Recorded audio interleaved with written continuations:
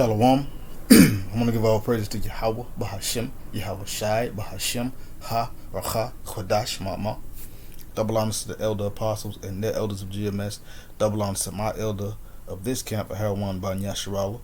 Salutations to the sincere Akim, pushing his truth and sincerity around the four corners of this earth. I'm Nakar Kharab Ban Yasharala, coming out of the Lions Den camp of Yasharala here in Jacksonville, Florida. Now today, I'll be coming out with a lesson title. This lesson is the hatred of Edom. Because as you know, Esau, these Edomites, they hate us Israelites, us Negroes, so-called Negroes, Latinos, Native Americans. They don't like us. You know, that's why they're one of their main things is their New World Order, and to, you know, saying, and within that New World Order to clamp down on Jake and ultimately eradicate Jake. But the Lord is not going to let that happen. But this hatred that Edom has is deep seated. It goes back to the days of old, you know, and they've been showing this hate day in, day out, year in, year out for you know, saying a few thousand, you know, saying from a few hundred to a few thousand years. They've been doing this, and they've been showing their hatred for Jake. But Esau did declare that he will kill his brother Jake at every chance and opportunity that he gets, and that's been happening. But let's continue. I don't want to do too much rambling. I'm going to start off with Genesis chapter 3. Read a few verses, and I'm going to jump down to the main point that I'm trying to make through the power spirit of Yahweh Hashem Yahweh Shai. It says, now the serpent was more subtle than any beast of the field which the Lord Yahweh had made, and he said unto the woman, yea, hath Yahweh said, ye shall not eat of every tree of the garden? Now the serpent is it's not a physical serpent. It's talking about a man, a physical man, 2 legs, 2 arms, you know, so forth and so forth, a human being, you know. And the serpent said unto the woman, has the Most High, he was like, so you mean to the serpent was like, so the Most High said, you shall not eat of every tree of the garden? So you can't eat of no other tree? You can eat of all these trees, but you can't eat of every tree? You know what I'm saying? Doing that manipulation thing, that deceiving thing that he does. Verse 2, and the woman said unto the serpent, we may eat of the fruit of the trees of the garden. And the woman said unto the serpent, this is proved that the woman knew. We want to say Eve, but here it says woman. So that proves that the woman knew. So that proves that the man did teach the woman right from wrong. But she told the serpent, we may eat of every fruit of the trees of the garden, but the fruit of the tree which is in the midst of the garden, Yahweh hath said, ye shall not eat of it, neither shall ye touch it, lest ye die. Now, that fruit was the fruit of different beliefs, philosophies, and doctrines. You know, other different ways of thinking. You know, basically sinful ways, transgressive ways to the Most High. You know, because we knew good already, but we didn't know bad. But it was all set up through the power spirit of Yahweh Hashem Yahweh Shai. But nonetheless, the woman told the serpent, we can eat of everything that's right in the garden. I mean, we can indulge in everything that is right and good, but certain things that we're not supposed to touch, we're not supposed to deal with unless we die, what? Spiritually. And see, the serpent knew that, but he still beguiled, you know what I'm saying, the woman. And verse 4, this is, and the serpent said, ye shall not surely die. So the serpent was like, so you telling me, if you believe in all this other stuff, you know what I'm saying, you ain't gonna die. You ain't gonna die just because you. But that's how it goes. Continuing, it says, for Yahweh knoweth. So like for God doth know, or Yahweh doth know, that in the day ye eat thereof, your eyes shall be open, and ye shall be as gods, knowing good and evil.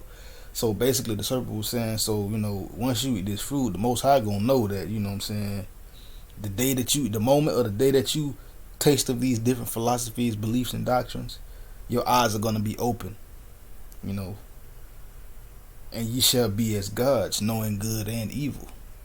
So this was the serpent beguiling Eve, fooling Eve, or fooling the woman. And the woman in herself indulged like women do. And looked at it like, oh, saw that this was good for food, or okay, these different beliefs. Oh, all right, okay, I see what's going on. And she took it, and it was pleasant to the eye, meaning she kept looking at. She was tempted. She was tempted. It was pleasant to the eye, so she took of the fruit, meaning she started indulging in these different beliefs, these different philosophies and ways of thinking. And did eat of these things, meaning she indulged in, meaning she started to eat it with her mind. Look into it, started to believe this stuff, and she gave it to her husband.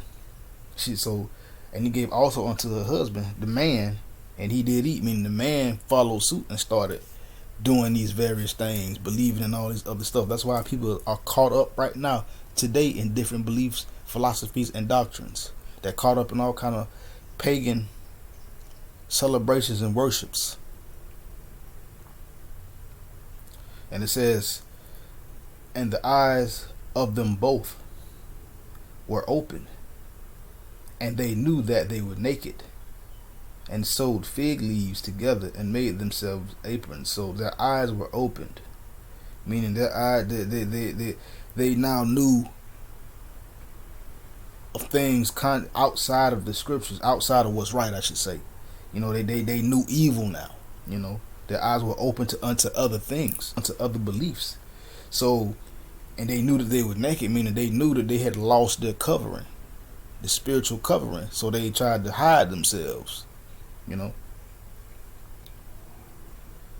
So, verse 8, and they heard the voice of the Lord Yahweh walking in the garden in the cool of the day, and Adam and his wife hid themselves from the presence of the Lord Yahweh power amongst the trees of the garden. So, once upon a time the Lord walked and talked. The Most High, he walked and talked with man.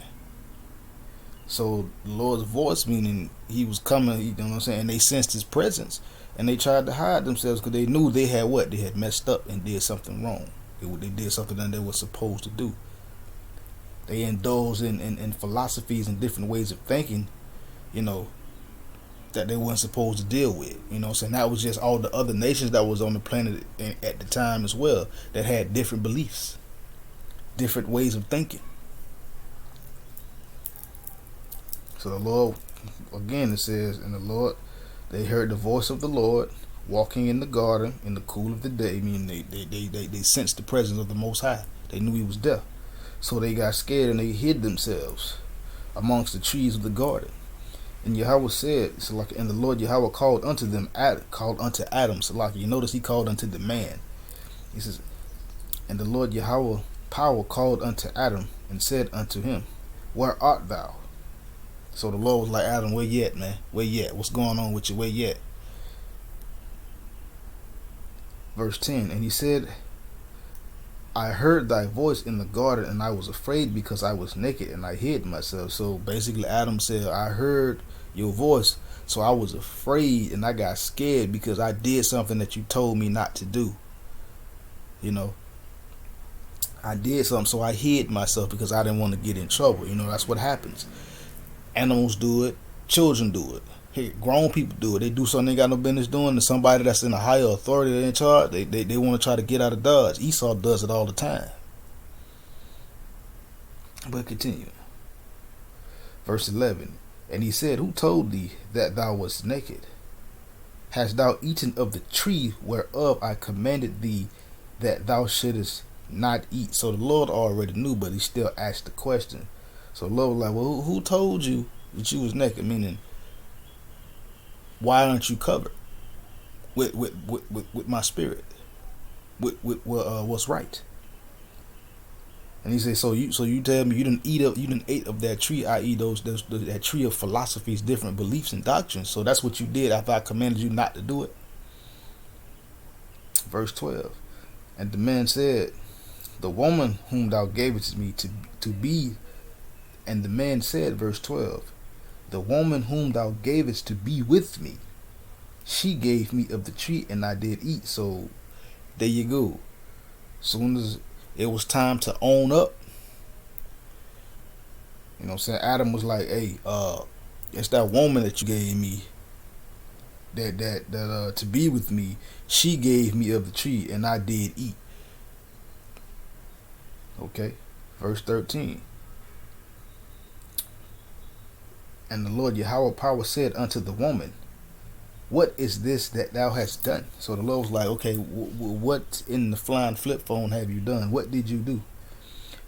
But again, and the Lord Yahweh power said unto the woman, what is this that thou hast done? And the woman said, the serpent beguiled me and I did eat. So the woman, basically, it was like, Adam, didn't I tell you not to eat it too? Well, this woman you gave me, she gave me and I did eat. Okay, woman, what have you done? Well, it was the serpent that beguiled me.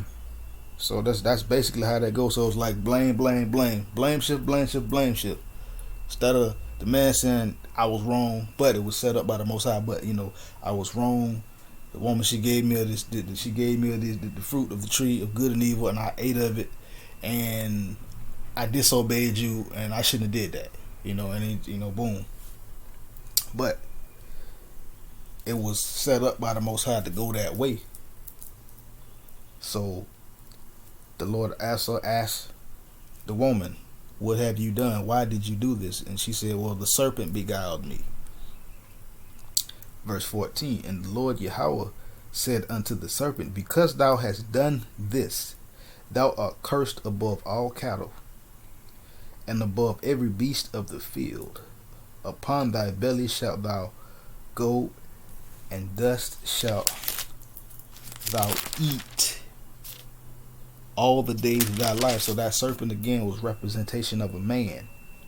Represented a man, not a physical serpent, because serpents already slither on their stomach. Serpents didn't talk. They don't talk. They don't have nothing that even resembles of them being able to have feet on their body.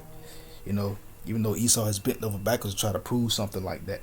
But the Lord said, well, since you did this, you are cursed above all cattle, meaning you are cursed above everybody on the earth, above every beast of the field. You know what I'm saying? Upon thy belly shalt thou go, meaning you're going to live in low places. You're going to be looked at or considered a vagabond and a fugitive, just like Esau is today. And the dust shalt, and it said, and dust like it shalt thou eat all the days of thy life. So it was saying like you're gonna be a low person. You're gonna be low on the totem pole. And who is low on the totem pole? Edom. The Lord just raised them up to be in the power structure that they're in right now. But continuing, getting closer to my point of having the hatred for Edom, for having Edom having the hatred. Verse 15, it says, and I will put enmity between thee and the woman, between thy seed and her seed. It shall bruise thy head, and thou shalt bruise his heel. So again, the Lord said, okay, enmity. I'm going to put enmity between thee and the woman, and between thy seed and her seed. Jacob, Esau. That's where the hatred come in. That seed goes back to sperm or sperma. That leads back into, the seed or sperm, a baby being put in the womb. It says again, it will put enmity between the woman and between thy seed and her seed, meaning when the woman bear children, it's going to be a conflict there. It's going to be some static. So this is like, you could say this is pretty much like the beginning of the hatred of Edom, starting at the garden, because that's what happened. Let's go to Genesis 25.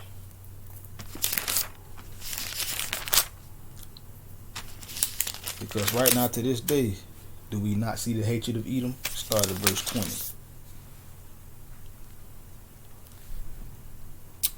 Verse 19. It says, and these are the generations of Isaac, Abraham's son. Abraham begot Isaac. So Abraham is the father of Isaac, which through the spirit, through the power, is also Yahweh Shai. In verse 20. And Isaac was 40 years old when he took Rebekah to wife, the daughter of Bethuel, the Syrian of Padan Aram, the sister to Laban the Syrian. And Isaac entreated the Lord Yahweh for his wife, because she was barren. And the Lord Yahweh was entreated of him, and Rebekah his wife conceived. So the Lord entreated, meaning he went to the Lord and asked for a favor. He asked for this we'll say gift or permission or grant. And the Lord was entreated, meaning the Lord said, okay, yeah, he granted Isaac's prayer, and he was entreated, and his wife Rebekah conceived. She got pregnant, and the children, see again, back at Genesis back at Genesis chapter 3, at verse 15, when he says, I will put enmity between thy seed and her seed, boom, right here. This lines up again, and it says, and the children struggled together. See, it was enmity. The children struggled together in the womb. And again, and the children struggled together within her, and she said, if it be so, why am I thus? And she went to inquire of the Lord. So she was like, well, if I'm supposed to be pregnant, or if this is supposed to be good, why what's going on inside of my womb? What's going on? And she went to inquire of Yahweh Bashim Yahushai. Verse 23, and the Lord Yahweh said unto her, 2 nations are in thy womb, and 2 manner of people shall be separated from thy bowels. And the one people shall be stronger than the other, and the elder shall serve the younger. So 2 nations was in her womb. Jacob and Esau. 2 nations, 2 different types of people. Enmity. It is literal enmity between Jacob and Esau. Israel and Edom. And the Lord told her that, well, you're gonna have it's 2 nations of people. I mean, it's 2 types of people inside of your womb, and they will be separated from your bowels. Let's continue. And it says, one shall be stronger than the other. We already know Jacob is very much stronger than Esau. Just Esau is in power right now. And it says the elder shall serve the younger. Esau is the elder, but he's going to serve the younger, which is Jacob. In the times to come, or in the kingdom. But continuing, he says, and the first came out red all over. As a matter of fact, let me go back up. It says, and the children struggled together within her. Let's go back to Genesis real quick. Chapter 1 verse 15. It says, and I will put enmity between thee and the woman, and between thy seed and her seed. It shall bruise thy head, and thou shalt bruise his heel. So the Lord put enmity. He put a separation. He put a static, or we'll say a conflict between the serpent seed and the woman's seed. Between her, the serpent, and the woman, and then the seed of the woman and the serpent seed. Now let's go back to Genesis chapter 25, verse 22. And the children struggled together within her, and she said, if it be so, why am I thus? And she went to inquire of the Lord. That's that enmity between the seed. That's that enmity. That's that separation, that wedge. Verse 23, and the Lord Yahweh said unto her, 2 nations are in thy womb, and 2 manner of people shall be separated from thy bowels. 2 manner of people, one righteous, one wicked. And the other shall be stronger than the other people, and the one people shall be stronger than the other people, and the elder shall serve the younger. And when her days to be delivered were fulfilled, there were twins in her womb. The first came out red all over like an hairy garment, and they called his name Esau. So the one came out red like a hairy garment, meaning he came out with no pigmentation, translucent skin. You can see his blood through his skin. Do you not see that with Esau to this day? And after that came his brother out, and his hand took hold on the heel, on Esau's heel, and his name was called Jacob. And Isaac was 80 old when she bare them. So again, there you go. You go back to Genesis chapter 3, read verse, let's go back to it, just so you can have an understanding.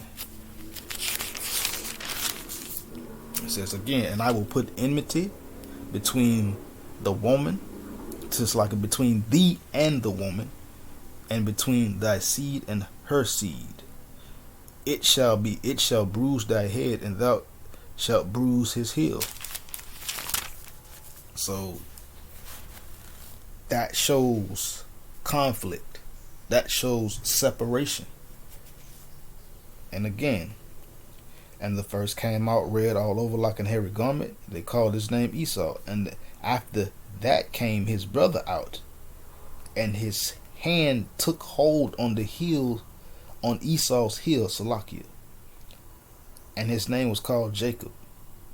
And Isaac was 80 old when she bare him. That's symbolic. That's symbolic of a conflict, and also the younger, the older, eventually down the line is going serving the younger, which is Esau is going to serve Jacob. See, Jacob done already served Esau in this kingdom. So in the next kingdom, Esau is going to serve Jacob, but then after that, whammo, it's over. But let's continue.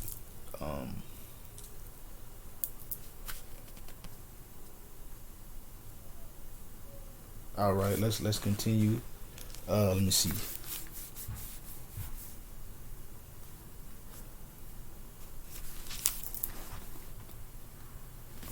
All right, let's jump over and go to Genesis 27.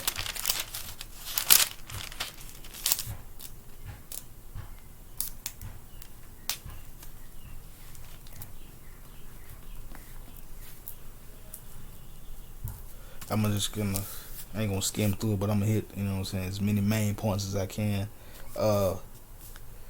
This is Genesis 27. I'm gonna start at verse 1. It says, and it came to pass when Isaac was old, and his eyes were dim, so that he could not see, he called Esau his eldest son, and said unto him, my son.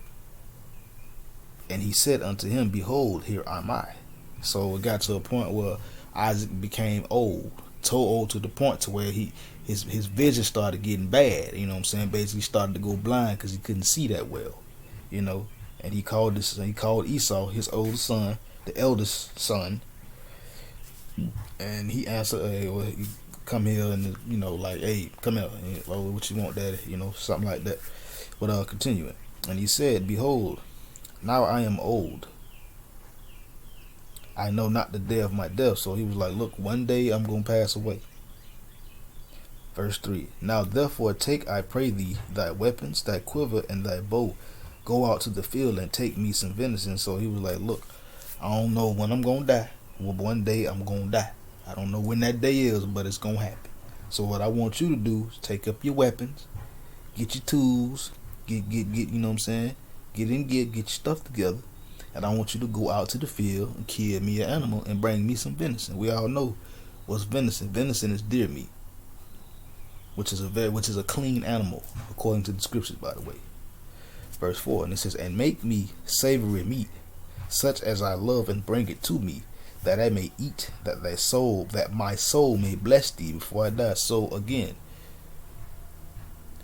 Isaac gave Esau a straight charge. He said, hey, get your weapons, get your quiver, get your bow, go out to the field, kill me a deer, make me some venison, grill it up, make it savory, make it flavorful, make it taste good, bring me, because this is what I like to eat, and bring it to me, that I may bless you before my days are over, or bless you before I die. And Rebekah, verse 5, and Rebekah heard when Isaac spake to Esau his son. And Esau went to the field to hunt for venison and to bring it. So his mama Rebekah heard what Isaac said, and Esau went up and straightway and went to do what his father told him to do. Now let's skip. Well, I ain't gonna say let's skip. Let's go Let's keep on going all the way through. Bump it. And okay, verse 7. Bring me venison and make me savory meat that I may eat, and bless thee before the Lord Yahweh. Bless thee before the Lord Yahweh before my death. Salakia, I skipped one. Let's go to verse 6. And it says, And Rebekah spake unto Jacob her son, saying, Behold, I heard thy father speak unto Esau thy brother, saying, Bring me venison, make me savory meat, that I may eat, and bless thee before the Lord before my death. Now therefore, verse 8, Now therefore, my son, obey my voice, according to that which I command thee. So Rebekah heard this. She heard what Isaac said. So she went and told Jacob. And she went to Jacob and was like, Look, I need you got to do something. Do what I tell you to do. Just listen to me and follow my instruction. That's basically what she was saying. Now therefore, my son, obey my voice according to that which I command thee. Go now to the flock and fetch me from thence 2 good kids of the goats. So she was like, go out, kill a goat. 2 good kids, go out, kill a goat. You know what I'm saying? And I will make them savory meat for thy father, such as he loved. So she was like, go out, kill some goats. I'm going to cook this, kill 2 kids. 2 good kids, meaning, you know what I'm saying, some maybe without spot or blemish, young, I guess, based off the flavor. But she was like, do that. I'm going to make this savory like your dad likes it.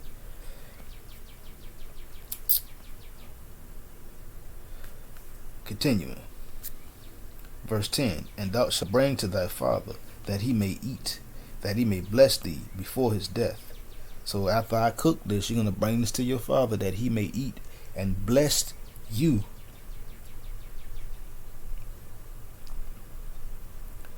And that he may bless thee before he dies, meaning give you the blessing.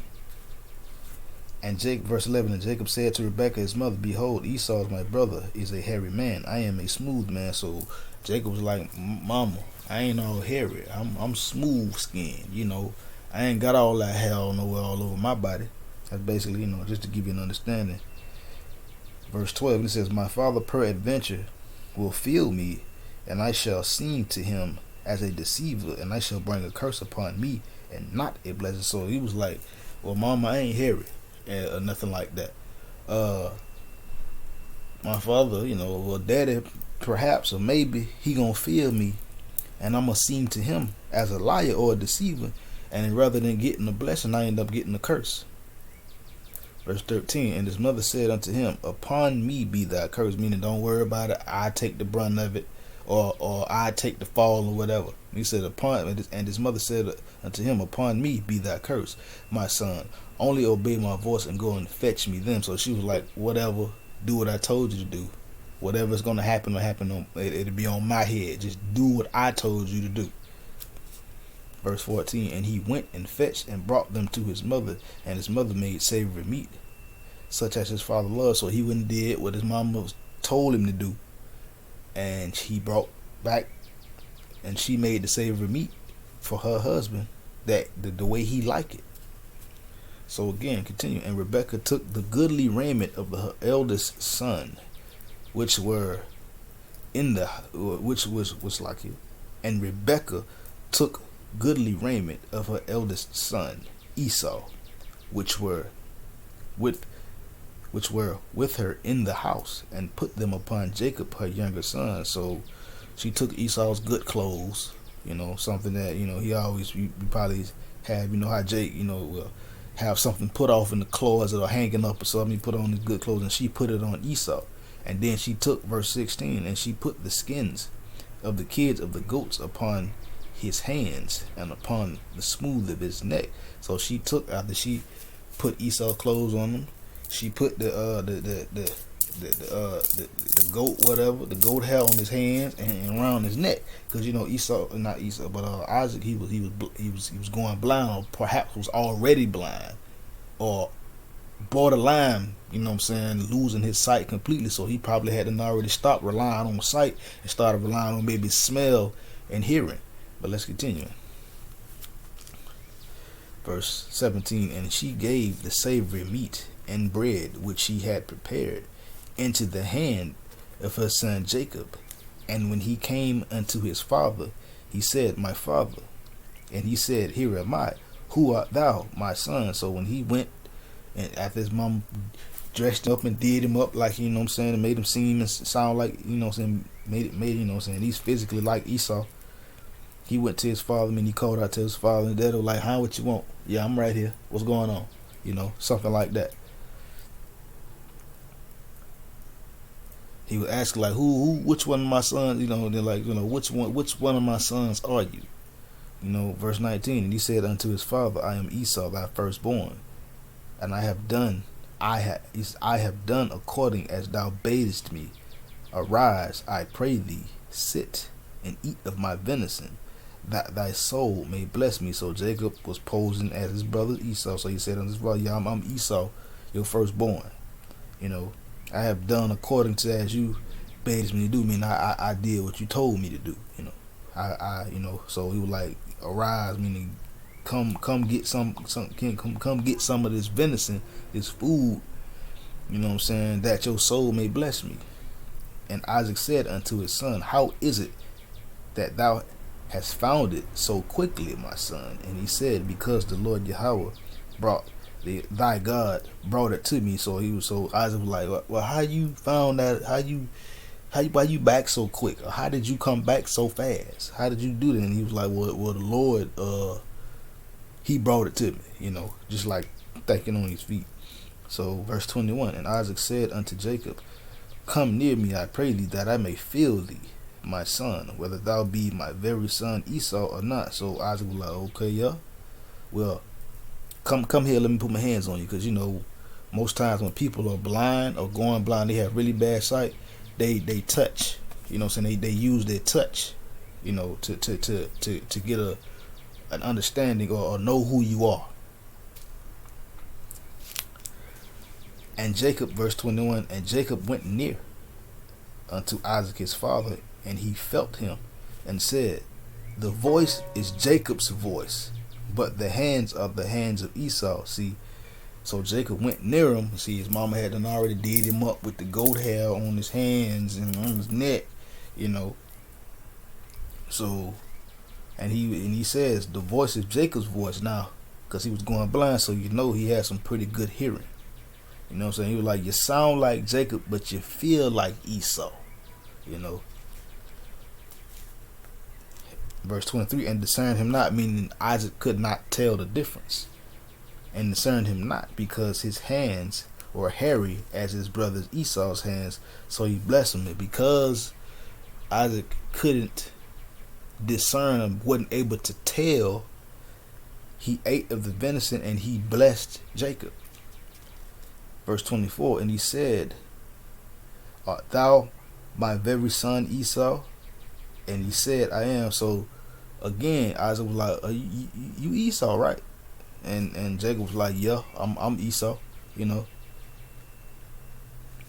Verse 25, and he said, Bring it near to me, and I will eat of my son's venison, that my soul may bless thee. And he brought it near to him, and he did eat. And he brought him wine, and he drank. So once Isaac was like, felt them, okay, everything, you know what I'm saying, because he did discern, so okay, check it, everything checks out, so why don't you bring me that venison that I told you to bring me? And he brought it to him, and Isaac ate, and he drank, you know, he brought wine unto him, and you know what I'm saying, Isaac was satisfied.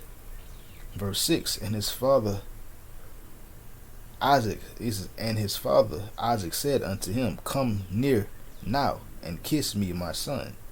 And he came near and kissed him, and he smelled the smell of his raiment. See, another check, another proving that, you know what I'm saying, that Isaac, he was pretty, his sight was pretty bad. He used his touch, he used his hearing, and then lastly he used his sense of smell.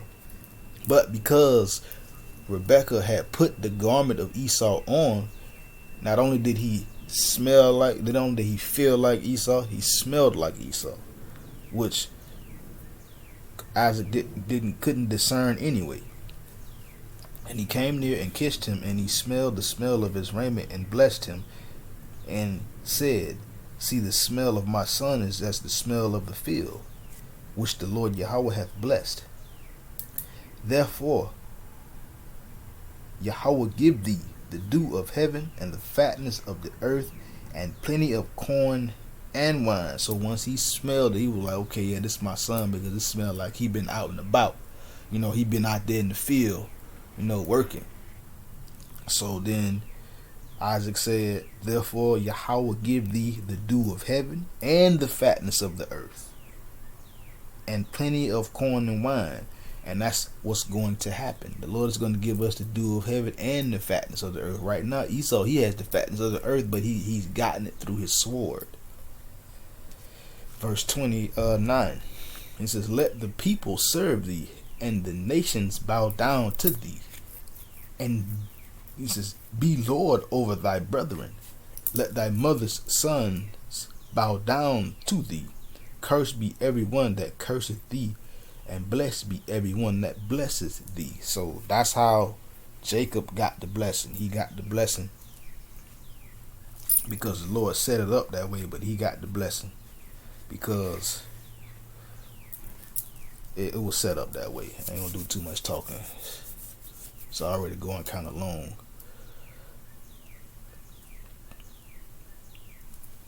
Verse 30, and it came to pass, as soon as Isaac had made an end of blessing Jacob, and Jacob was yet scarce gone out from the presence of Isaac his father, that Esau his brother came in from his hunting. So right after Jacob had left, Jacob wasn't even, he probably wasn't even gone 10 minutes good, just to give, that Esau came in from hunting his brother. Verse 31, and he also had made savory meat and brought it unto his father, and said unto his father, let my father arise and eat of his son's venison, that thy soul may bless me. So after Esau came in from hunting, he cooked the meat up and did everything like it was supposed to be, and he was like, okay, daddy, I cooked this food, arise and come eat. And Isaac said unto his father, Isaac his father said unto him, who art thou? And he said, I am thy son, thy firstborn Esau. And Isaac trembled very exceedingly and said, where is he that hath taken venison and brought it to me? And I have eaten of all before thou camest, and blessed him. Yea, and he says, yea, and he shall be blessed. And when Esau heard the words of his father, he cried with a great and exceeding bitter cry, and said unto his father, bless me, even me also, O my father.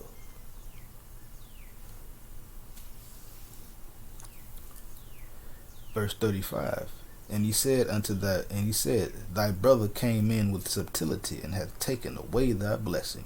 And this is where the hatred comes in at. But if you want to read Genesis 27, chapter 27, you will find out that Esau, he really pretty much despised his birthright. He really hated his birthright. So it was already set up by the Most High for Jacob to get the blessing, because the Lord knew that Esau despised his birthright. He didn't really care that he was the firstborn. He didn't care. It wasn't in his mind to have the fatness of the earth, the dew of heaven, and plenty of corn and wine and things like that, and having all the nations to bow down. But that's what's going to happen for Jake, though. From 28 of Genesis 25 and verse 29. That's what's going to happen for us. All the nations are going to bow down to us. But back in 25, Isaac was like, whoa, what? Well, your brother came in with subtlety and taking away that blessing. And then Esau, and he says, is he, and verse 30 says, and he said, is it not rightly named Jacob? And he said, is he not rightly named Jacob? For he hath supplanted me these 2 times. There's 2 times. It's talking about when he sold, when Jacob say, sell me your birthright. And Esau was like, man, I don't care nothing about this birthright, man. You can get it. See, that was Esau lying then, because he didn't say that, I sold my birthright to my younger brother. But he said these 2 times that he had supplanted me, these 2 times. The first time, Jacob did not supplant Esau. He asked outright, "Sell me your birthright." Esau say, "Yeah, get it. I don't care. I don't care. I don't want this." So again, but here he's saying he supplanted him 2 times and taken it. And he has took away my birthright, and behold, now he has taken away my blessing. And he said, "Hast thou not reserved a blessing for me?" And Isaac said unto him, unto Salakia, and Isaac said, Salakia, man, I'm kind of distracted right now. And Isaac answered and said unto Esau, "Behold, I have made thee thy Lord. I have made him Lord, made him thy Lord, Salakia. And all his brethren have I given unto him for servants. And with corn and wine have I sustained him. And what shall I do now unto thee, my son?" So he was like, I done gave him the blessing. I done gave him everything. Like, what am I going to do for you? And Esau said unto his father, "Hast thou but one blessing, my father? Bless me, even me also, my father." And Esau lifted up his voice and wept. So Esau was crying. He was like, "You ain't got nothing for me? Nothing?" He cried bitterly. So this is what Isaac did for him. Verse 40, he says, "And by thy sword thou shalt live, and shalt serve thy brother. And it shall come to pass, when thou shalt have the dominion, that thou shalt break the yoke," so like it, that thou shalt break his yoke from off thy neck. And Esau hated Jacob because of the blessing wherewith his father blessed him. And Esau said in his heart, "The days of mourning for my father are at hand. Then will I slay my brother Jacob." And that's where that's where the hatred came in at right there. That's when it was cemented. Well, it was cemented earlier on in the scriptures, but that's when it happened, and that's how Esau's getting around by getting the things of the earth right now by the sword.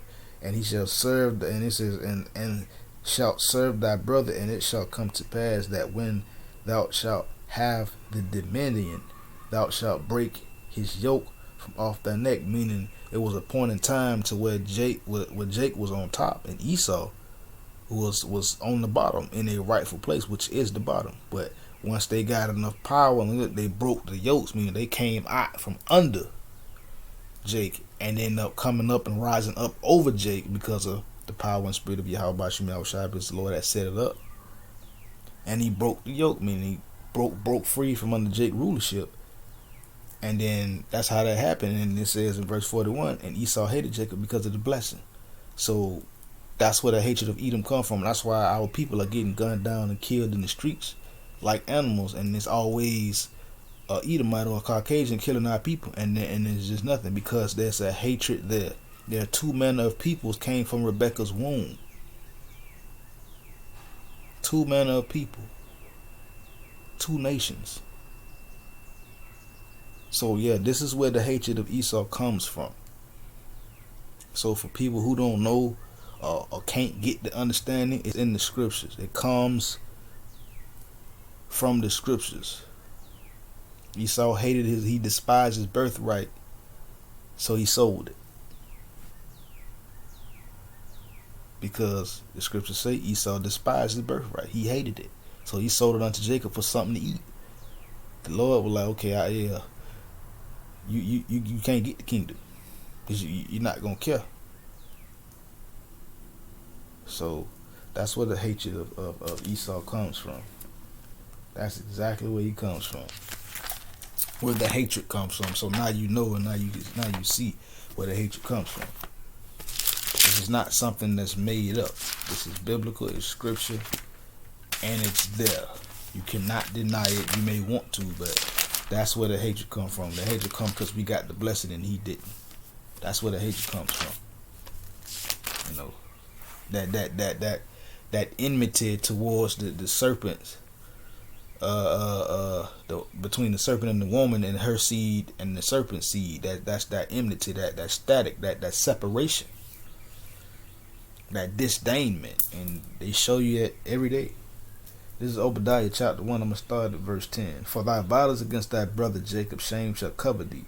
Thou shalt be cut off forever. Because they commit these things, these atrocities, on the so-called Negroes, Latinos, and Native Americans, shame covers them for their violence against their brother Jacob, meaning slavery.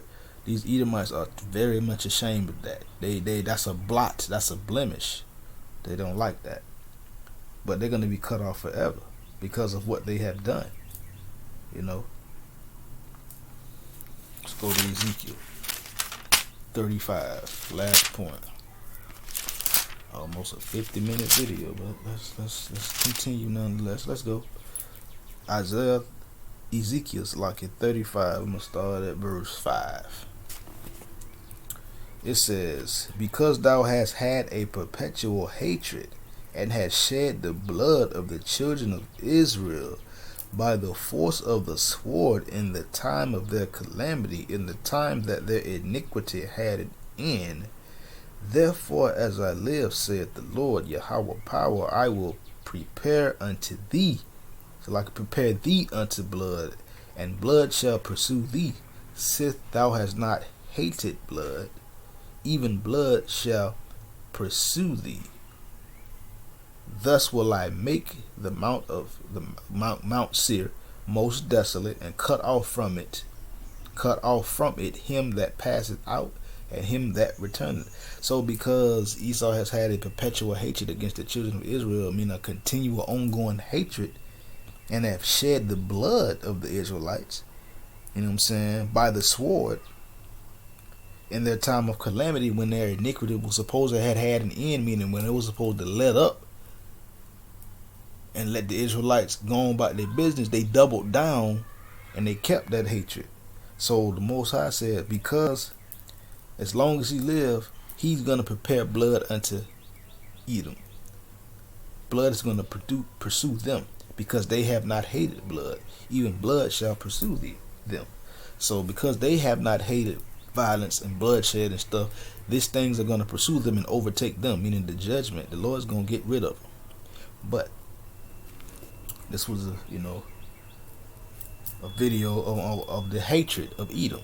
So now you know why they hate us. This is not something that they just magically came up with and decided they was going to do. This goes back to the scripture. This is the script. The root word of scripture. Script is something that's written down. This is the playbook. This is the movie right here. A movie is written down on paper before it is put on the screen. So now you know why.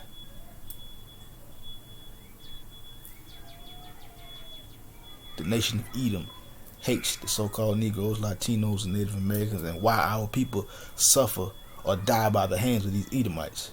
Why are they so quick to shoot an unarmed individual? Shalom.